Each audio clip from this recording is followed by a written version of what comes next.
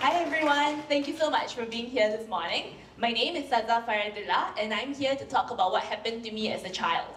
I'd like to preface this speech first by giving a trigger warning that it'll include explicit mention of sexual and gender-based violence. So if you feel the need to, feel free to walk out, feel free to plug in at any time.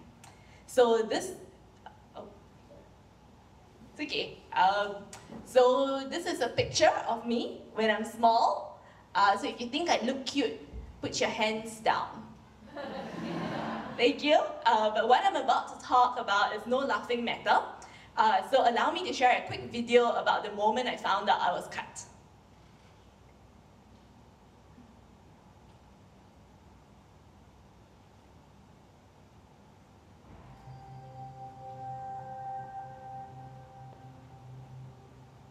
Saya berdiri di tepi jalan, memakai pakaian ringkas, kemeja T dan seluar jeans, menunggu ayah menjemput saya dari universiti. Kami sedang menuju ke rumah ibu saudara untuk acara ulang tahun sepupu saya Anissa yang berumur 2 tahun. Assalamualaikum, saya ucapkan semasa memasuki kereta. Ibu bapa dan kakak saya membalas, Waalaikumsalam. 20 minit kemudian, kami tiba di rumah ibu saudara dan terus terbau aroma masakan rendang, lodeh dan sambal goreng yang enak. Rumahnya penuh berwarna-warni. Daripada baju kurung merah dan biru kepada jubah hijau dan juga abaya hitam. Saya mengambil makanan untuk ibu dan diri saya. Dan kami duduk sambil menikmati makanan lazat. Makcik saya membawa sepupu saya yang comel dan dengan bangganya berkata, dia disunatkan minggu lepas. Mata saya terbeliak. Tulang belakang saya menjadi lurus. Saya hampir terjatuh dari sofa. Dia disunat? Anak perempuan disunat? Saya bertanya. Saya tidak boleh percaya jawapannya. Ya, minggu lalu oleh seorang doktor. Cepat sekali. Snip, dah habis pun. Makcik saya menjawab. Tetapi ini melanggar hak kemanusiaannya. Ini salah. Saya menjerit. Kakak saya memotong perbualan kami. Dia berkata, kamu juga disunat semasa kamu kecil. Mulut saya digantung terbuka.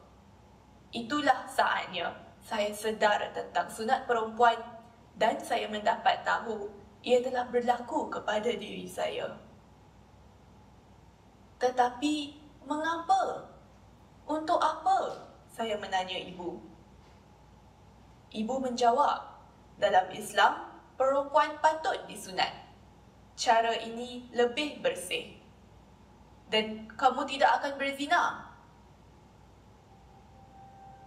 Pada saat itulah, saya memutuskan untuk mencabar mitos-mitos sebegini dan melindungi anak-anak perempuan lain di Singapura. Dan sejak itu, saya telah berkempen untuk menghentikan amalan sunat perempuan.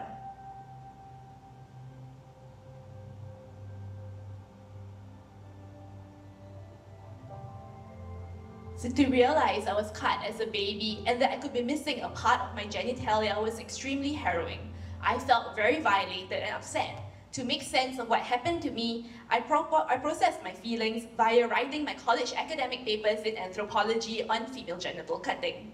I even staged a performance to cut the dress I was wearing that was sewn out of fake consent forms for a cutting procedure. After college, I met various women and survivors of FGC who were working on the issue independently. I thought it might be a stronger movement if we came together. And so we started a WhatsApp group and it took on a flavor of its own. We began with a national survey on FGC that was the first of its kind. We asked about the type of cutting that was done, the amount of skin removed, who did the cutting, the equipment that was used, and so on.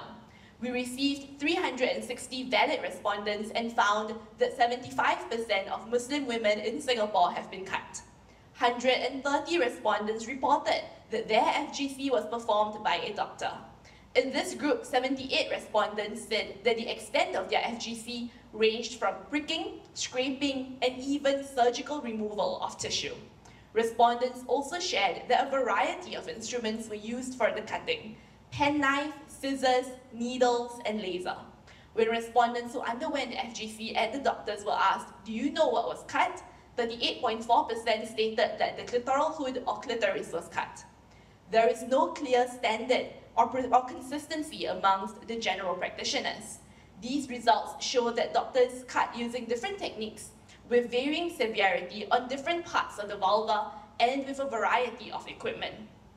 That a baby or a child cannot give consent is shown by the significant proportion of respondents who respond, "I'm not sure," to most of these questions. This indicates that they and their caregivers have no idea as to whether something was removed or modified on their bodies, what exactly was done, how it was done, and by whom. Not having this information is not only detrimental to her cognitive development, but also prevents her from giving an accurate medical history when she becomes sexually active, is pregnant, or giving birth. The state of FGC in Singapore today is as such. It is unclear when the practice of FGC first began in Singapore. Previously, this procedure was performed by traditional midwives at home, but today it is mostly conducted at about 6 private clinics by female Muslim doctors all around the island. It costs about $50 to $60 and takes less than 15 minutes. There is no law or legislation banning or regulating FGC in Singapore. The type of FGC in Singapore involves a spectrum of type 1 and type 4 cutting, from symbolically placing a medical instrument at the clitoris, to nicking the clitoral hood, to removing the hood itself. It is performed at a very young age, usually during infancy. Since there is no legislation banning FGC in Singapore, the practice is legal here. Doctors learn this trait from more senior doctors, as this cut is not taught in medical school or any medical textbook. Parents are the ones who consent to this cutting, and it is usually an intergenerational practice where knowledge is passed from grandmother to mother to daughter to granddaughter. FGC is so hidden that even inside Singapore, only Malays tend to know of the cutting, while other ethnic groups remain oblivious to the fact that Singapore is among the states that allow such a procedure. Even the women who might have undergone FGC might not know that they have undergone it, because you can't miss what you've never had. So the movement and Female Genital Cutting Singapore's vision is a Singapore where the practice of FGC is obsolete. And to do this, we have 3 mission statements. The first is to create a paradigm shift within Muslim communities to understand that FGC is medically harmful, and therefore this makes it religiously ambiguous. Second, to recognize the diversity of religious opinion relating to FGC by sharing knowledge so that Muslim families can make informed decisions. Our role is not to stop Muslim families from doing whatever they want, but rather it is to ensure that the knowledge is transparent and available so that they're able to make the best decision for their daughter. And we also want to create spaces for discussion on principles underlying FGC, such as child rights, human rights, consent, and critical thinking. Our second mission statement is to lobby relevant religious and healthcare leaders to have a public stance on FGC.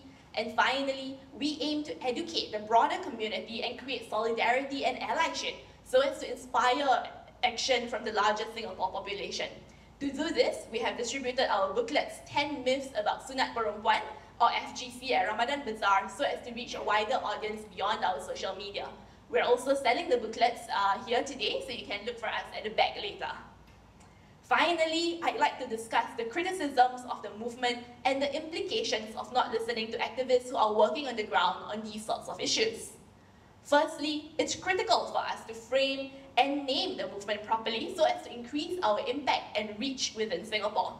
We chose the term FGC, cutting, intentionally and with great discourse because the term FGM, mutilation, which is what's known in the larger global community, immediately makes people defensive, and we receive the reply that what's happening here is not mutilation, it's not the same as what's happening in Africa or the Middle East. And this shuts down all conversations about FGC and its physical health and mental health risks immediately. As a movement, we are fully aware that FGC is of course FGM, but we chose the term that would work best for our advocacy. Beyond media outfits misnaming the movement here, large international bodies such as the UN Convention for Elimination of Discrimination Against Women, CEDAW, also do the same. CEDAW is an international legal instrument that requires countries to eliminate discrimination against women and girls in all areas. Singapore has ratified this convention, which means that it must follow the rules. NGOs and ground-up initiatives can also make our own reports alongside the government's reports. Last year, we made an oral presentation to the CEDAW committee and used the term FGC. They had a lot of questions, and amongst others, I replied in an email specifically sharing the challenges of using FGM as outlined above, and recommended them to use FGC. The committee did not listen and asked the Singapore government to please inform the committee of steps taken towards the eradication of female genital mutilation and to set a timeline to adopt a law to fully criminalize the practice. The Singapore government responded, Singapore does not condone harmful practices, and where harm to an individual can be established in a procedure, the procedure should be avoided. Female genital mutilation is not a recognized medical procedure in Singapore. If the CEDAW committee had used FGC as we had suggested, it might be more challenging for the Singapore government to deny the practice occurs here, as cutting is a very factual and literal definition. This imposition of a universal terminology is actively unhelpful for the movement and denies the lived experiences and advocacies by on-the-ground activists. The strategy that we have chosen to end FGC in Singapore has also been criticized by many Western activists as being insufficient and simply prolonging harm. We are not calling for a ban or criminalization of FGC to end it. Rather, we are depending instead on community re-education and regulation of the practice. We have submitted to the Ministry of Health our proposal for FGC regulation to make it a two-step process where the mother comes and the doctor explains that this is a medically unnecessary practice and there are certain risks that come along with it. If the mother wants to go ahead with the procedure, she will have to make another appointment, but at that appointment, the doctor only does symbolic cutting, which means that no tissue is removed and no blood is drawn. This position is often criticized on international platforms where many think that FGC should be banned or criminalized, and it's the only way to stop the harm. There are a couple of reasons why we don't agree. The first is that this banning of FGC has been proven to be ineffective in a lot of countries. In the US, which has banned FGC since the 1960s, approximately 513,000 women and girls have undergone or are still at risk of FGC. There is a chance that Singaporeans would simply bring their baby girls to a neighboring country. As we all know, just because we make something illegal, it doesn't mean that people will stop doing it. The second reason is we do not wish to extend the authoritarian nature of the state and utilize the penal justice system on already minority communities. This will likely lead to further oppression. Likely, the Malay mothers of the babies will be fined or incarcerated, and the richer doctors who will be able to pay their way out of any consequence will be able to do so. We are trying to build solidarity and lobby the government to understand that FGC is a Singapore healthcare problem and not a minority Muslim problem. When baby girls are being harmed in Singapore, everybody who's living here should be concerned. I know there is some hesitation about what this solidarity can look like, but I think instead of coming at it from a religious or cultural angle, it is then important to highlight its human rights and health violations. These are some of the things that you could do. You can write into the Ministry of Health. We have a template provided on our Instagram page, which is NFGCSG, to tell them that you're aware of this practice and you don't want it to continue in Singapore. Second, you can donate to us, to the movement. And we use these funds to print more booklets to spread increased awareness about FGC. And finally, you could broach the topic of FGC carefully and sensitively with your Muslim friends and family members. In conclusion, FGC in Singapore is a complex and multi-layered situation. It is one performed mostly by minority communities, which means that it needs to be handled delicately. But that shouldn't stop us from standing up for the human, child, and consent rights that are universal for every baby girl. Finally, and I hope this is the biggest kind of takeaway, is also that when trying to enact change, we need to be wary about accidentally replicating, wielding, or falling into structures and approaches that further disadvantage or stereotype marginalized communities. That's all. Thank you.